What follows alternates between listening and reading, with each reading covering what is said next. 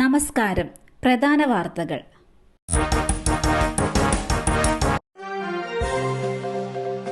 അതിതീവ്ര ന്യൂനമർദ്ദം. ഇന്ന് കേരളത്തിൽ മഴയ്ക്ക് സാധ്യത. കേരളത്തിൽ വീണ്ടും മഴ കനക്കാൻ സാധ്യതയെന്ന് കേന്ദ്ര കാലാവസ്ഥാ വകുപ്പിന്റെ മുന്നറിയിപ്പ്. സൌരരാഷ്ട്ര കച്ച് മേഖലയ്ക്ക് മുകളിൽ സ്ഥിതി ചെയ്യുന്ന അതിതീവ്ര ന്യൂനമർദ്ദം ഇന്ന് അറബിക്കടലിൽ എത്തിച്ചേരുന്നതടക്കമുള്ള സാഹചര്യങ്ങളാണ് കേരളത്തിലെ മഴ സാഹചര്യം ശക്തമാക്കുന്നത്. ഇന്നടക്കം അടുത്ത 5 ദിവസം വ്യാപകമായി മിതമായ ഇടത്തരം മഴയ്ക്ക് സാധ്യതയെന്നാണ് അറിയിപ്പ്. ഒറ്റപ്പെട്ട സ്ഥലങ്ങളിൽ ഓഗസ്റ്റ് 30-ന് അതിശക്തമായ മഴയ്ക്കും സെപ്റ്റംബർ 1 വരെ ശക്തമായ മഴയ്ക്കും സാധ്യതയെന്നാണ് കേന്ദ്ര കാലാവസ്ഥാ വകുപ്പിന്റെ അറിയിപ്പ്. വയനാട് പുനരധിവാസ പാക്കേജ് സർവകക്ഷി യോഗം ഇന്ന്. വയനാട് പുനരധിവാസ പാക്കേജ് സംബന്ധിച്ച തീരുമാനമെടുക്കുന്നതിന്റെ ഭാഗമായി സർവകക്ഷി യോഗം ഇന്ന് ചേരും. ഇന്ന് വൈകിട്ട് 4:30-നാണ് ഓൺലൈനായി യോഗം ചേരുന്നത്. ഈ യോഗത്തിന് മുമ്പായി മുഖ്യമന്ത്രി പിണറായി വിജയൻ പ്രതിപക്ഷ നേതാവ് വി.ഡി. സതീശനുമായും ഉപനേതാവ് പി.കെ. കുഞ്ഞാലിക്കുട്ടിയുമായും കൂടിക്കാഴ്ച നടത്തും. രാവിലെ 9:30-നാണ് കൂടിക്കാഴ്ച. സർക്കാർ ഉദ്ദേശിക്കുന്ന പാക്കേജിനെ കുറിച്ച് പ്രതിപക്ഷ നേതാക്കളോട് വിശദീകരിക്കും. ഇതിനുശേഷം മന്ത്രിസഭാ യോഗം ചേർന്ന് പാക്കേജ് ചർച്ച ചെയ്യും. ഇതിനുശേഷമായിരിക്കും വൈകിട്ട് 4:30-ന് ചേരുന്ന സർവകക്ഷി യോഗത്തിൽ ഇതിന്റെ കരട് അവതരിപ്പിക്കുക. മുകേഷിനെതിരെ ജാമ്യമില്ലാ വകുപ്പ് ചുമത്തി കേസെടുത്തു. കൊച്ചിയിലെ നടി നൽകിയ ലൈംഗിക പീഡന പരാതിയിൽ മുകേഷ് എം.എൽ.എക്കെതിരെ പോലീസ് കേസെടുത്തു.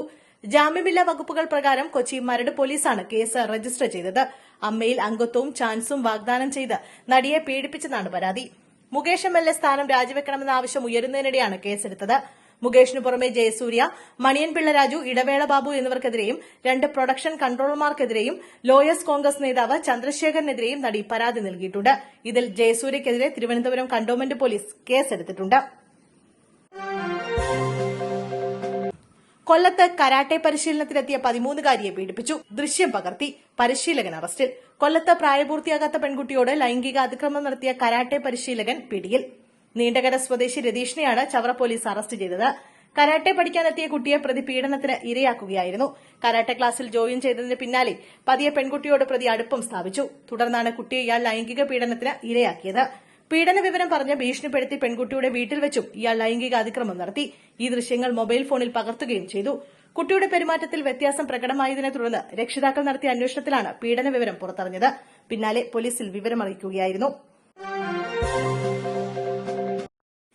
ലൈംഗിക ആരോപണം. താരങ്ങൾക്കെതിരെ കേസെടുത്ത പോലീസ്.